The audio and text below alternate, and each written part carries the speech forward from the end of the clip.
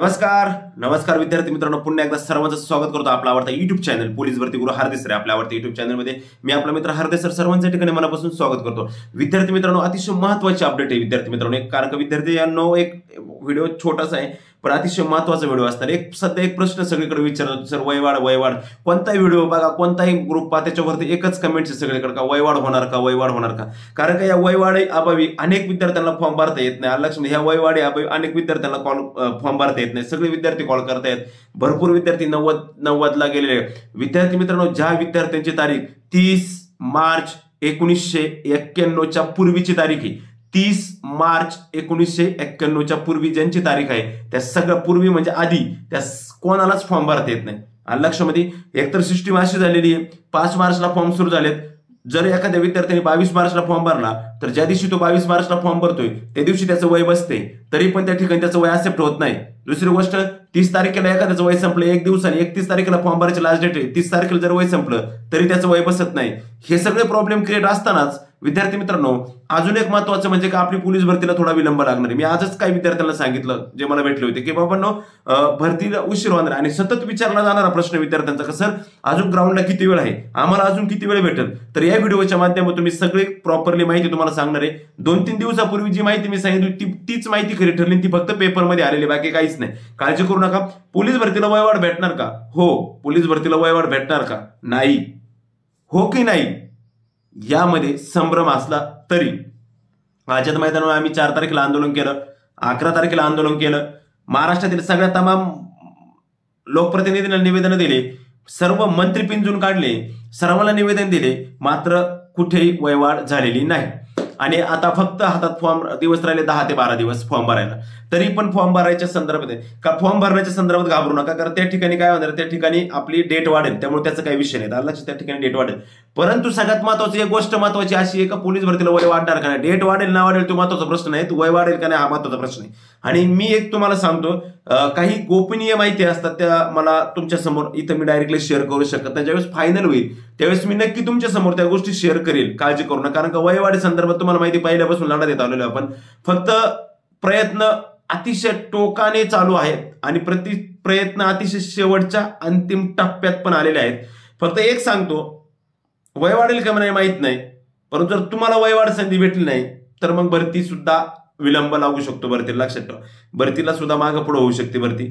त्याच्यामुळं वयवाढी संदर्भातले जेवढे काही विद्यार्थी आहेत त्यांनी एक कृपा विनंती करतो, परत कृपा करून रोज आता जस्ट गोंदियावरून 1-2 मुलींचे फोन आले होते, गोंदिया का भंडाराकडून तरी, का माझं वय एवढे माझं वय तेवढे।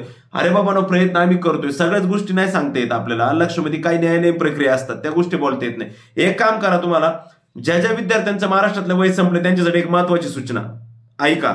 एक काम करायचंय आपल्याला, थोडीशी तुमची मदत तर लागणारच आहे सर्वच विद्यार्थ्यांची, मात्र अजूनही एक महत्वाची गोष्ट का तुमच्यासाठी अजून मी क्लिअर करतो, म्हणजे हा जो नंबर या ठिकाणी तुम्हाला दिसतोय समोर, 1 मिनिट,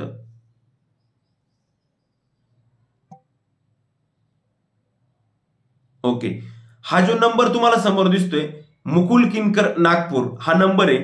ज्या ज्या विद्यार्थ्यांचं वय संपले किंवा ज्या ज्या विद्यार्थ्यांचं वय पूर्ण झालेलं आहे आणि जे विद्यार्थी वयामध्ये बसत नाही, आता सर्वजण ह्या व्यक्तीला ओळखतच असतील, कारण वयवाढी संदर्भात आझाद मैदानापासून नागपूर पासून सगळीकडून जीवन पोलीस भरती सुद्धा होण्यापाठीमागे या माणसाचा खूप मोठा हात आहे। 9096408289 याच्यावरती SMS करायचं, सध्या SMS करू नका कारण आम्ही थोडंसं कामात आहे, तो पण कामात असणार आहे। एक व्हॉट्सअपला व्हॉट्सअप म्हणजे कॉल नका करू, व्हॉट्सअपला SMS टाकून ठेवा, वयवाढी संदर्भातलं काय त्याची तुम्हाला रिप्लाय येऊन जातील, काय प्रॉब्लेम आहे काय नाही। आता काही गोष्टी मी या ठिकाणी तुम्हाला डायरेक्ट डिक्लेअर करत नाही, परंतु काही गोष्टी ज्या काही गोपनीय माहिती ती तुम्हाला मी थोड्या दिवसामध्ये 2-3 दिवसामध्ये सांगेल, काय होते काय नाही, 2 नाही हा 2-3 दिवसामध्ये कळेल। आमची जी काही गोष्टी चालू आहेत, प्रयत्न चालू आहेत, त्याला यश येतंय, कितपत येतंय, कुठल्या पद्धतीत गेले, कुठपर्यंत आपली अंमलबजावणी कुठपर्यंत गेलेली काय वगैरे ते सगळं तुम्हाला मी सांगेल। मात्र या नंबरवरती वयवाढी संदर्भात असेल तर या नंबरवरती व्हॉट्सअपला SMS टाकून ठेवा, किंवा मोकळ्या वेळेत तुमच्या मोकळ्या वेळेत नाही, थोडं सायंकाळच्या वेळेत 10, 9, 10, 10:30च्या दरम्यान, किंवा जर वाटलंच कोणाला काही डाऊट तर त्या नंबरवरती तुम्ही कॉल करू शकता, लक्षामध्ये, ठीक आहे। हा आपण चला या इकडे आपल्या याच्याकडे आपण पाहत होतो की आपण काय पाहत होतो की पोलीस भरती वयवाढ संदर्भातलं बोलत होतो, पोलीस भरती रखडली, कशामुळे रखडली वगैरे, रखडणार वगैरे काय वगैरे ते सगळं मी तुम्हाला या ठिकाणी आता प्रॉपरली थोडं 2 मिनिटं लक्ष द्या। मित्रांनो, पोलीस भरतीची जाहिरात सुटली. पोलीस भरतीला 1700 विघ्न लागलेले तुम्हाला माहिती.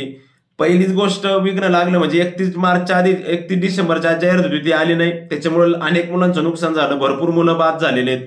नाहीतर वयवाढी संदर्भातला मुद्दा उचलला गेलाच नसता. दुसरी गोष्ट, जानेवारी जाहिरात यायची होती ती फेब्रुवारी सुद्धा नाही, ती आली डायरेक्ट मार्चमध्ये. ओके, मार्चमध्ये जाहिरात आली, त्याच्यामुळे अनेक विद्यार्थ्यांचं वय संपलं.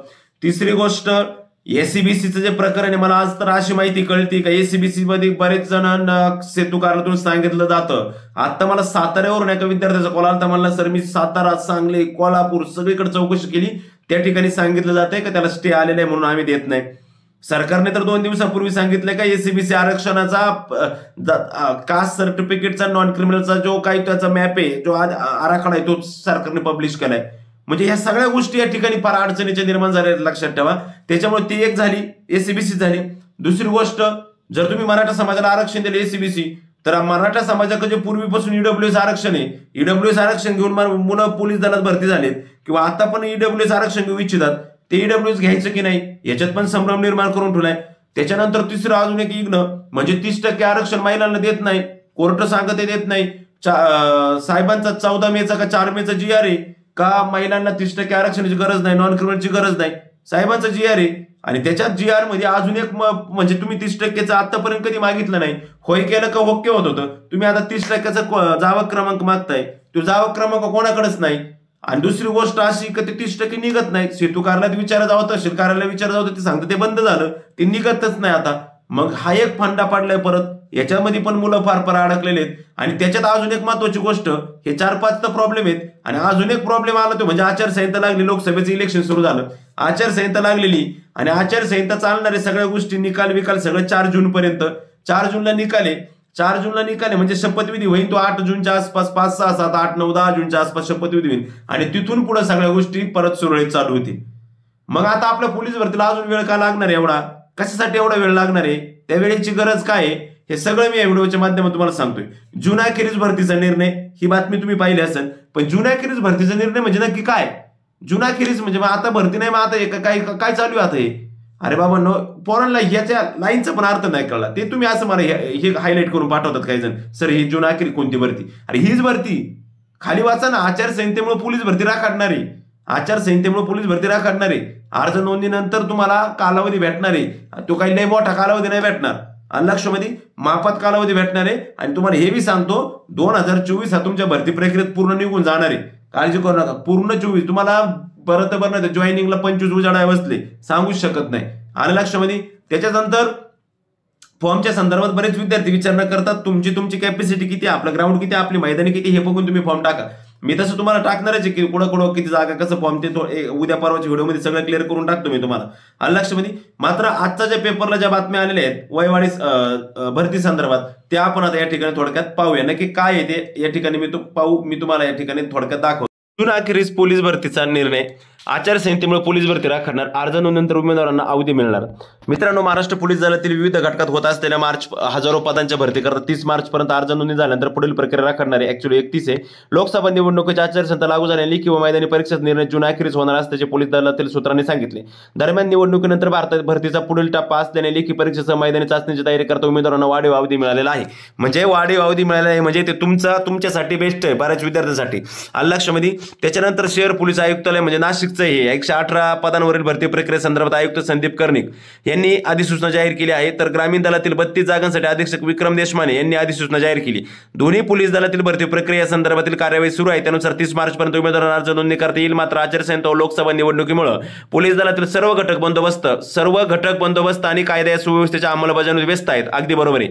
परिणामी पोलीस भरतीचे पुढील टप्पे राबवणे शक्य होणार नाही. त्यामुळे अद्याप पुढील नियोजन पोलीस दलाने स्पष्ट केले नाही. जून महिन्यात लोकसभा निवडणुकीची मतमोजणी पूर्ण झाल्यानंतर काही दिवसांनी भरतीचे पुढील टप्पे जाहीर होण्याची शक्यता आहे. त्या संदर्भात उमेदवारांना सविस्तर कळवण्यात येणार असल्याचे वरिष्ठ अधिकाऱ्यांनी सांगितले. आलं लक्षामध्ये. म्हणजे लक्षात घ्या, आता प्रॉब्लेम काय या ठिकाणी कळलं, तुमच्या लक्षात आला. त्याच्यामुळे आता विचारू नका कंटिन्यू साधारणतः ग्राउंड कधी होईल, साधारणतः तुमचं ग्राउंड जूनच्या नंतर होईल. मग ते कधी होईल, परत पुढची प्रॉब्लेम आहे जून आणि जुलैमध्ये पावसाळा आहे. मग त्या पावसाळ्यात काय करायचं, परत पावसाळ्यात होईल का नाही हा प्रश्न. पावसाळ्यात होईल का नाही तुम्ही लोड नाही घेऊ, पावसाळ्यात घ्यायचं का नाही ते पाहतील. तुम्ही तुमचं ग्राउंड आणि अभ्यास करा. पावसाळ्यात होईल का नाही मागच्या तुम्हाला माहिती, मांडव वाहून गेलेले आहेत मुंबईमध्ये, आलं लक्षामध्ये. त्याच्यानंतर भरती प्रक्रिया, आता पुढील प्रक्रिया टप्पा कसा, 30 मार्च पर्यंत 31 मार्च पर्यंत कागदपत्र नोंदणी म्हणजे तुमचा फॉर्म भरायचे, वेबसाईटवर. त्याच्यानंतर उमेदवाराला एकापेक्षा जास्त अर्ज नोंदवू शकत नाही. यावेळेस सगळीकडे मेन्शन आहे.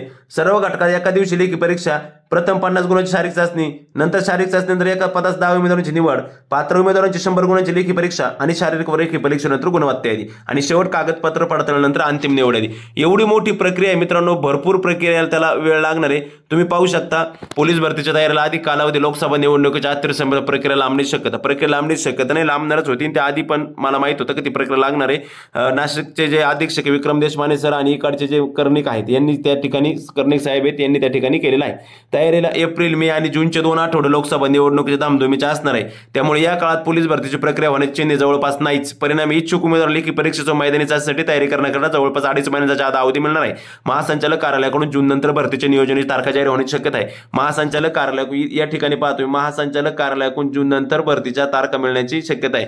म्हणजे सरळ सरळ आता भरतीला तुम्हाला अजून वेट करावं लागणार आहे. म्हणजे जूनला भरती सुरू होणार, ग्राउंड सुरू होणार, मग नंतर तुमचे ग्राउंड वगैरे, मग त्याचे मेरिट, कट ऑफ, मग ते लेखीन, मग ते राडान, मग ते सगळं भानगडी, मेडिकल वगैरे. म्हणजे तुम्हाला 24-25 त्या ठिकाणी 24 एंड आणि 25 स्टार्ट या दरम्यानच आपली भरती प्रक्रिया जाण्याची दाट शक्यता आहे. आलं लक्षामध्ये? ठीक आहे मित्रांनो, चालते. मग भरती प्रक्रिया तर आली, सगळ्या गोष्टी झाल्या.